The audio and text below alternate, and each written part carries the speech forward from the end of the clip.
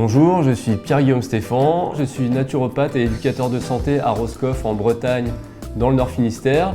Je reçois les personnes en cabinet, sur rendez-vous pour venir faire ce qu'on appelle des bilans de vitalité. J'exerce mon activité en cabinet depuis 1 an.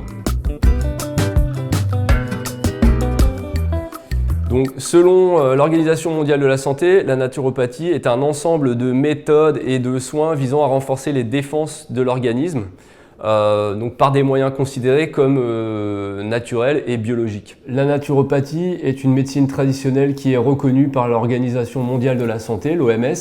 Donc, elle est considérée comme la 3e médecine traditionnelle au monde, avec la médecine chinoise traditionnelle et la médecine indienne qu'on appelle l'Ayurveda. La naturopathie n'est pas une médecine nouvelle, même si c'est vrai qu'on en entend parler énormément plus aujourd'hui.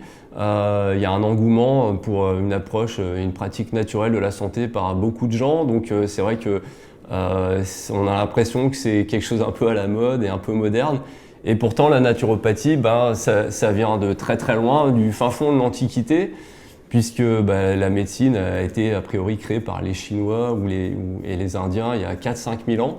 Et en Grèce, il y a 2500 ans, il y a un fameux intellectuel, philosophe, médecin qui s'appelait Hippocrate, qui a synthétisé et travaillé sur la santé de ses contemporains. Et donc il était intéressé à leur faire faire de la diététique, à les faire se reposer, à utiliser les bains chauds, les bains froids. Donc tout ça, c'est des techniques qu'on va pouvoir retrouver en naturopathie.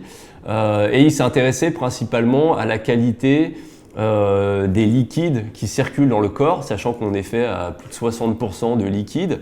Donc on a des organes, mais on a surtout des liquides qui circulent dans le sang. Donc tout le monde connaît le sang, la lymphe, voilà. Et puis il y a différents liquides intra-extracellulaires, parce qu'on est aussi fait de nombreuses cellules. Donc ça, Hippocrate, lui, il ne le savait pas, il n'avait pas cette approche scientifique qu'on peut avoir aujourd'hui, mais il observait, il faisait faire des expériences aux gens et il obtenait a priori des résultats sur l'amélioration de leur santé à travers l'hygiène de vie.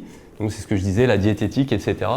Et ensuite, ces écrits se sont peut-être un peu perdus, etc.